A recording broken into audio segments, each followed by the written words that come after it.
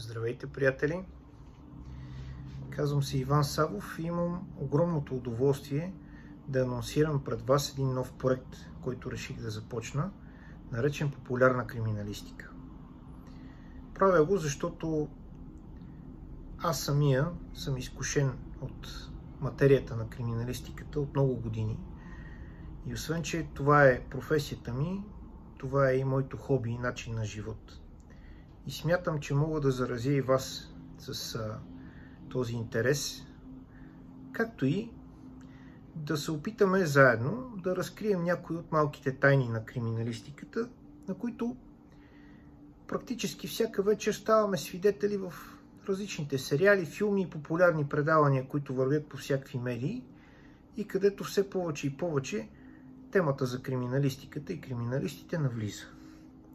Популярна криминалистика е замислен като канал с образователна, но и развлекателна цел. Образователна, защото тези от вас, които наистина имат желание да разберат нещо повече за криминалистиката, могат просто да ударят лайк бутона, да последват моя канал и поне веднъж в седмицата се надявам да успявам да качвам нови видеа, от които всеки един от вас да може да научи нещо непознато за него до момента. Развлекателна, защото самата материя е изключително специфична, но същевременно излизаща от реалния живот. И често пъти много от похватите, методите и нещата, които правят експертите криминалисти, са толкова интересни, че общо взето поемат вниманието на човек, така както когато, да речем, играе логическа игра или реди пъзъл.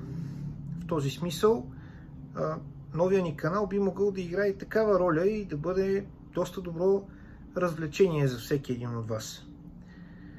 Аз лично се надявам наистина да успея да отговоря на очакванията.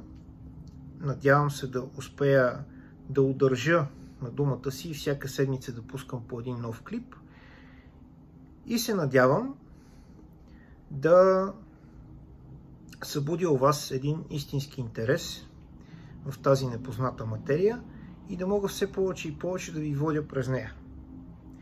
Молбата ми към всеки от вас, естествено, освен да натисне лайк бутона, както е модерно в абсолютно всички видеа, които виждаме из YouTube, е да проявявате активност. Тоест да получавам обратна връзка. В коментарите под всеки от клиповете, те ще бъдат отключени.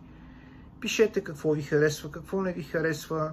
Естествено, непрофесионалният начин, по който правя настоящия клип, ще бъде поправен и с времето, надявам се, ще модернизирам и професионализирам тази дейност.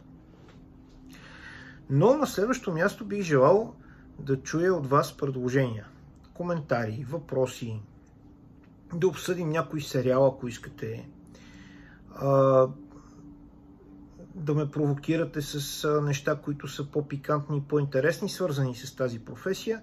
Аз съм на ваше разположение и ще го правя с огромно удоволствие всяка седмица, до тогава, до когато вие ме търпите и до тогава, до когато аз мога да съм полезен и не съм си изтъркал. Защото криминалистиката е пътешествие. Както всяка една наука, тя трябва постоянно да се обновява.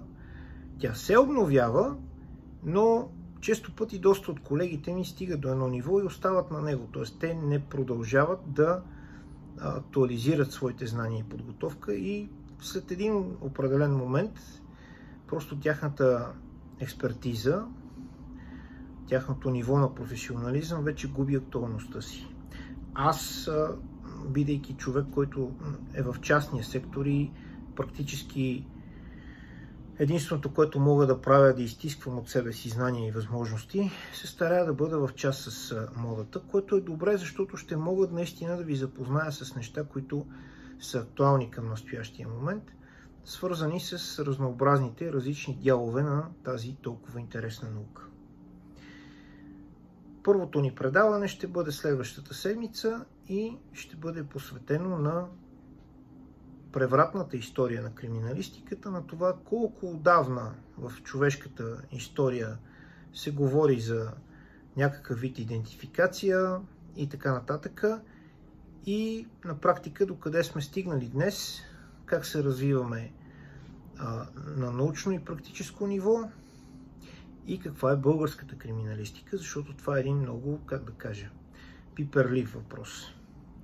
Оттам насетне ще започнем дял по дял да разискваме различните видове експертизи, като между другото, ето ви една идея.